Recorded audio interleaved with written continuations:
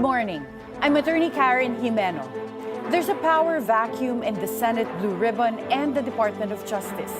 What lies ahead in two of the country's most powerful executive and legislative branches of government? Let's discuss that here at the forefront.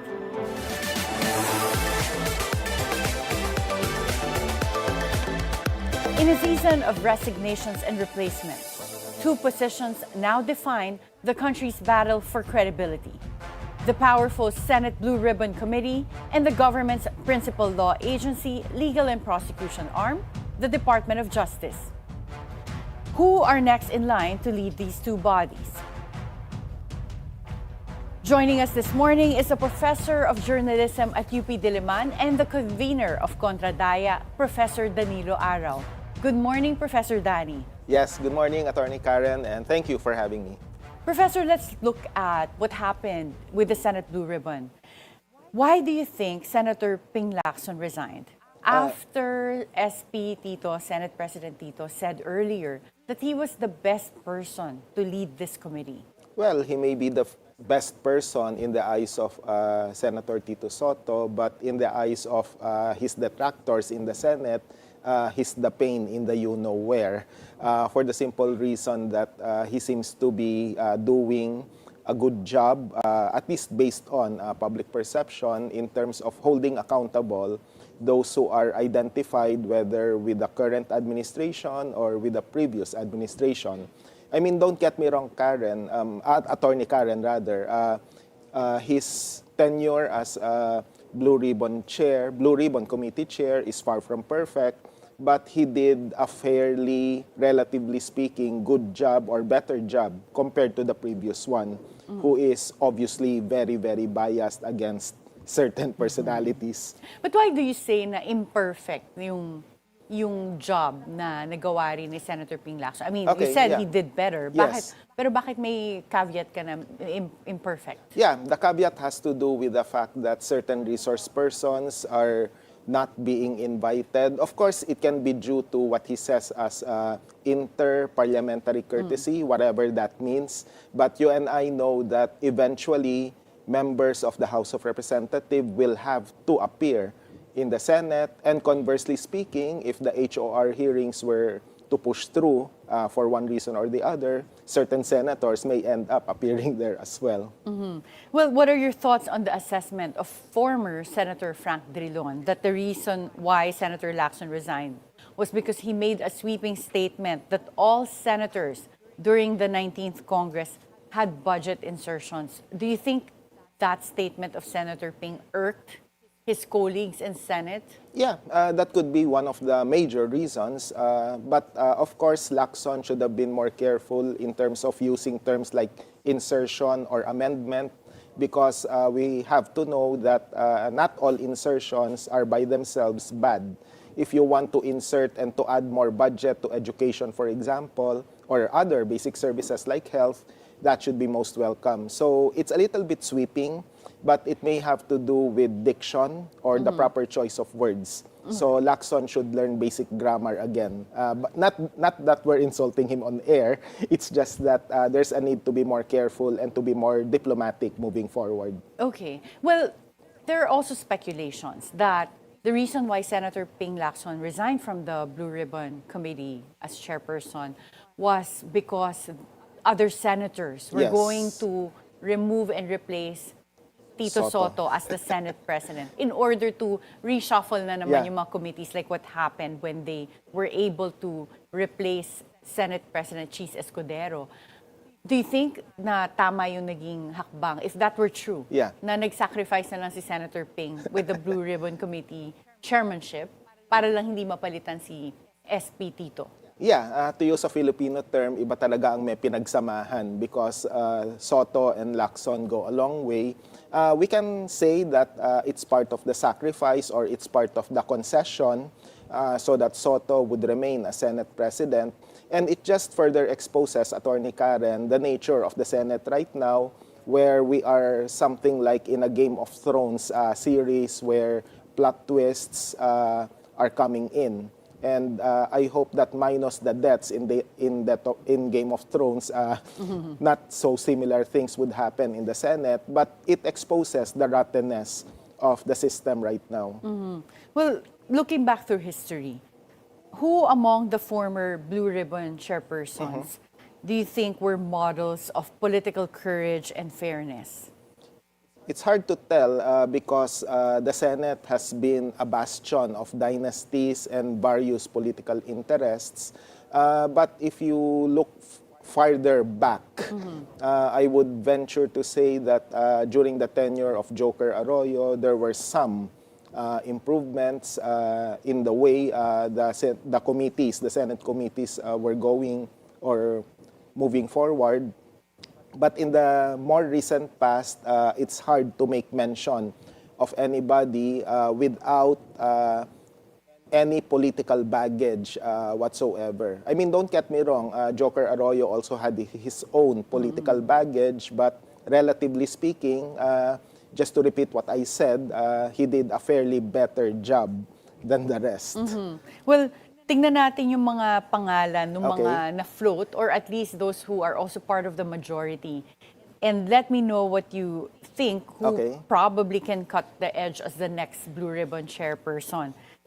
Senator Pia Cayetano said she's open and willing. She served as Blue Ribbon Committee chair in the previous Congresses, and she has the experience. But Attorney Karen, let me just say 2 words here, political dynasty. So there's that particular baggage which we cannot easily dismiss as a minor thing because political dynasty is a major issue. Not just in the Senate, but even in our political system. Well, Senator Erwin Tulfo, as Senator Lacson's vice chair sa Blue Ribbon, and now he's the acting chairperson until merong permanent. Yeah. Again, we go back to the issue of political dynasty. I think it's going to be very, very awkward. Anyway, I'm sure you're going to mention other names. But for the other senators who are part of political dynasties, they should veer away from major chairpersonships for the simple reason that their delicadeza is in question right now, the fact that they forced their way to be elected in the Senate. Did they really force their way? Or ganyan yung kultura ng Pilipino kahit na magkakapatid, magkakamag-anak, binoboto natin? Yeah, actually that's a good question. We don't pin the blame on the voters. Of course, you can always argue that there will always be people who would sell their votes, but the context of vote selling and vote buying for that matter should be contextualized in the desperation of the poor on one hand and how the rich and powerful are exploiting such kinds of desperation. In other words, it is to the interest of the rich and powerful to ensure that most of the population would remain poor so that the culture of dependence, the culture of mendicancy, and even patronage politics in general would become normalized. Well, Senator Kiko Pangilinan, nag-decline na siya because he heads 3 committees, but do you think he would have been a good chairperson? Pangilinan has less political baggage. So in that sense, we can say that he would do a far better job, although his political baggage would also be evident in the past. But again, relatively speaking, he doesn't belong to any dynasty. There's not much recent political baggage to speak of. His posturing as part of being in the majority, but on certain occasions being in the minority may raise some eyebrows. But at least he's not part of the dynasty. What baggage were you mentioning kay Senator Kiko in the past? One word, noted. You remember? Noted. Hindi ko na maalala. Okay. Oo. Anong issue yun? It had something to do with with the elections in the past where there were certain protests raised and in not so many words, there were objections and he only said noted on certain occasions. We advise the readers to do a quick Google search on what we mean by noted. Okay, sige. Hahanapin natin yan. Senator Risa Ontiveros, her name was actually floated before when wala pang Yes. bagong Blue Ribbon chairperson. Yeah. Bago pa nga naging si Senator Ping. Okay, let me start with a caveat here. No senator would ever be perfect because there are certain political baggage or certain political past that may creep in. But just like Pangilinan, Ontiveros does not belong to any dynasty. So she can do a fairly better job compared to those with a lot of more recent political baggage. But we have to maintain a wait-and-see attitude as to whether or not she would give in to various political pressures from all sides to ensure a fair investigation, especially on the flood control projects. Do you think with Senator Risa, yung credibility niya might also be compromised because she's identified as pink, Yeah. as opposition, as anti-Duterte? Do you think those factors affect her credibility? Yes, you're right, Attorney Karen. Those factors may come in if she has shown too much bias for her own constituency or for her own political beliefs. But if she exercises fairness and justice in conducting the conducting the investigation, if she gives almost equal space to all possible sides, then well, who can knows? be She might do a good job. Okay, Senator Yeah. J.V. Ejercito, he already declined. Yeah. He stated that there are other senators who are more qualified. But what's Okay. your assessment of it? Well, whether you are half-brother, half-sister, full brother, or full sister, he cannot deny that he's part of a dynasty. So malaking even bagay beyond the talaga sa'yo Senate. pag Yes. dynasty, that it compromises your ability to lead Yes. without personal interest. Because we're talking about familial interests on one hand. It's not just simply class interest. And on a more subjective level, there's a saying that blood is thicker than water. So if any of his or her relatives would be embroiled in the controversy, the first instinct would be to protect them. So that's one baggage that would have to be hurdled. Senator Sherwin Gatchalian, ito, well, he has siblings in other Yes. positions. So Would you again- consider that political dynasty rin? Yes, definitely. Because I'm sorry, I may have forgotten to mention the fact that the dynasty we refer to does not just belong to the siblings or relatives within the Senate. It's beyond the Senate. And actually, even appointed positions should also be considered when talking about political dynasty. So you're right, the Gatchalians are practically everywhere. Insofar as a particular place in Metro Manila is concerned. That's why their names are so familiar. But in terms of capacity, competence, you think Sherwin might have been a good candidate kung wala yung dynasty baggage? Well, the problem with the dynasty baggage is that it permeates all aspects of one's reputation. So no matter how eloquent, no matter how capable he may be as a legislator, if certain local officials would share his surname for the simple reason that they sit at the dinner table at the end of the day, so therein lies the problem. Bam Aquino, ito may Okay. political dynasty rin. Oo. So do you think that also makes him unqualified in a sense as chairperson of the Blue Ribbon? Well, Bam Aquino would be a lesser evil in the sense that, correct me if I'm wrong, Attorney Karen, but the previous relatives or previous appointed or elected officials came from very Parang not may from the distance current. na. Yeah, parang may Oo. konting distance. If I'm not mistaken, please fact check me on this, ladies and gentlemen. Aquino does not seem to have relatives in certain places in government right now. Yes. I'm Oo. not so sure. ang Yeah. dynasty Yeah. niya, I suppose, is having a history Yeah, the of history, the family yeah. being in politics. Yeah. So may qualification pala. Ang political dynasty is like being in the current political landscape, having people, Yeah. family members, relatives, all around different positions. And the other nuance there is that you should not be a continuation of the previous one. So it's the current and the previous one, the recently previous Congress, for example. So with Aquino, he may be assessed in the same boat or in the same light as Ontiveros and Pangilinan. Yeah. So ikaw, who is your personal choice po, Professor Danny? Yeah. If you had that ability to choose based on merit. Yeah, I apologize, Attorney Karen, if I cannot pinpoint a particular senator because all of them have their own share of baggage. But suffice it to say that those who do not belong to any political dynasty would be a better choice, number one, even if we have to be conscious about what they will be doing as a result of being chair of the Blue Ribbon Committee. So would you have preferred na nagstay si Senator Ping Lacson as Blue Ribbon Chair? I think it wouldn't make much of a difference in the sense that the Senate's reputation has been tainted due to the rottenness of the system.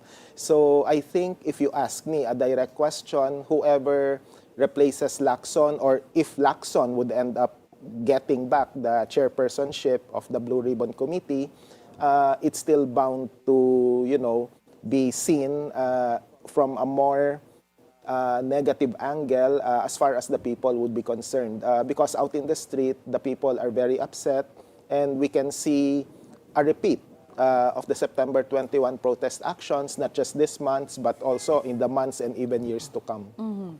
As the Senate decides on who will be its next Blue Ribbon Chair, another power seat now stands empty. Yes. The Department of Justice. Yes. So who could possibly take the helm? But before you answer this question, we'll have to take a short break. At the forefront, we'll be right back.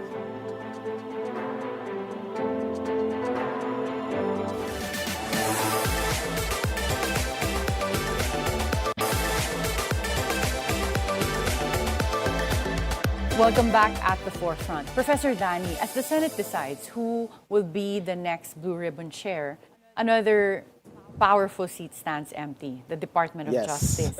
Who do you think could possibly take the helm of the Secretary of Justice? Thank you for that direct question, but I'm sorry if I cannot pinpoint anybody because just like in our previous discussion on who will be the next Senate Blue Ribbon Committee Chair, the rottenness of the system would show that whoever sits there would end up being vulnerable to various criticisms. And of course, in terms of context, we have to ask why the Justice Secretary position has been vacated in the first place. And it's very awkward. The Justice Secretary became ombudsman, and the ex-officio chair of the JBC, which chooses the next ombudsman, happens to be the Justice Secretary. He may have inhibited himself, but the problem is still there. So, you think ang mga dapat natin gawin are structural changes? Yes, definitely. Structural and of course systemic changes would have to be done. You mean by policy or baguhin natin yung sistema as to composition of JBC? Yeah. And then you keep mentioning political dynasty. Si Yes. Congressman Egay Erice, ito yung talagang advocacy niya, kailangan daw Correct. talaga isabatas na. So, meron na nag-file yung isang bayan sa Supreme Court to force Congress Yes. to finally pass this law that is provided for in the Constitution as a matter of policy. Mangyayari kaya ito? I mean, at least we Yeah. are now in this landscape where people are upset with, like you said, yung corrupt system that's Yeah. been exposed. You think this is the right time na mapasa na finally yung anti-political dynasty bill? We should. Public pressure is the key here. If you're going to ask a direct question as to whether or not it is possible to happen, if we just leave it to the members of the Senate and the House of Representatives, the answer is no, it will not happen because they all belong, most of them at least, belong to political dynasties or they have a lot of political baggage that would favor the political dynasties. So, the key here would be public pressure. If we can come up with more mobilizations and more mass actions pertaining to the necessary reforms, including political dynasty, then yes, it can happen. May mga pangalan na na-float as potentially the Okay. next Secretary of Justice. You have Acting Secretary Frederick Vida, Justice Undersecretary Jose Cadiz Jr., former Chief Justice Diosdado Peralta, Michael Aguinaldo of the Yes. Philippine Competition Commission, Hermogenes Andres, who also is with the DOJ, head Correct. of the National Prosecution Service, and then Congresswoman Jervil Jinky Luistro, Congresswoman Laila De Lima, Presidential Spokesperson Attorney Claire Castro. Among those names, meron ba para sa'yo nagsa-stand out? At least, yes, you already are working under the premise na pessimistic na yung Yes. view of our DOJ in the same way with Senate din. But at least among those names, meron kang nakikita na would be a good candidate. Well, no one really stands out in the sense that we're talking about the caliber of the Tanyadas or the Dioknos in the past with stellar record in terms of legal practice. I mean, but of course, you can look at it in terms of who is the politician, who is the, game changer or game player, and who would be a career official within the Justice Department, within the Department of Justice. So you can look at it within that lens, but again, there has to be a clear vetting of such candidates. Anong lens ang appropriate, in your opinion? You talked about someone that's political and then merong iba naman na mas fit na civil service yung career. Yeah. Anong palagay mo mas appropriate for DOJ Secretary? Yeah, actually that's a very tricky question because it all boils down to the kind of track record they have. You can come up, I can always safely say that a career service professional within the department should be given the opportunity to be promoted, but we have to look at the track record of that person as well. It has to be stellar, or if not stellar, at least it can meet the bare minimum in terms of the knowledge and institutional memory of the Department of Justice. Yeah. So hindi dapat outsider bigla na tinapon na sa DOJ. So, sa mga napangalan na nabanggit po natin, meron kayong naisip that fits that profile? Unfortunately, wala. So that's why we have to widen the net, so to speak, or widen the long list, if you call it a long list right now. And for Marcos Jr., who will be the appointing authority, there's a lot of pressure on him to make sure that the appointment will be as reliable as possible.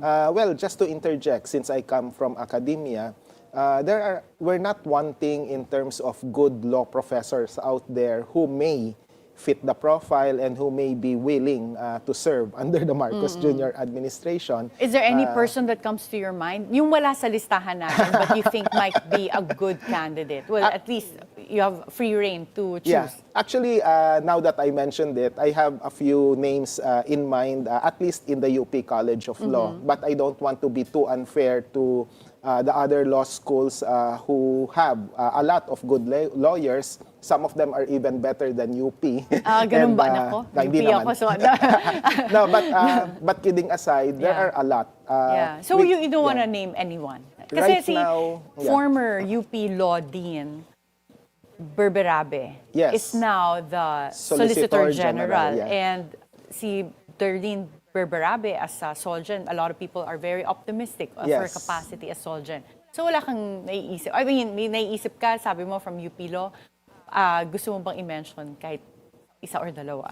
No. Ayaw? No, it's a bit hard because it's like this. Berberabe, correct, you're right. A few months into the deanship in the UP College of Law, she was assigned to a Solicitor General. But if you would notice, there are certain, again, it's not perfect.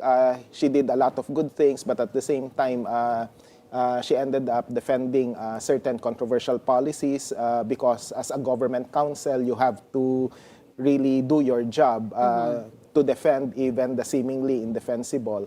So that's why I don't want to put colleagues, many of them are friends of mine in the UP College of Law because I might end up mentioning their names and then they would say that they wouldn't want to serve in the Marcos Jr. administration.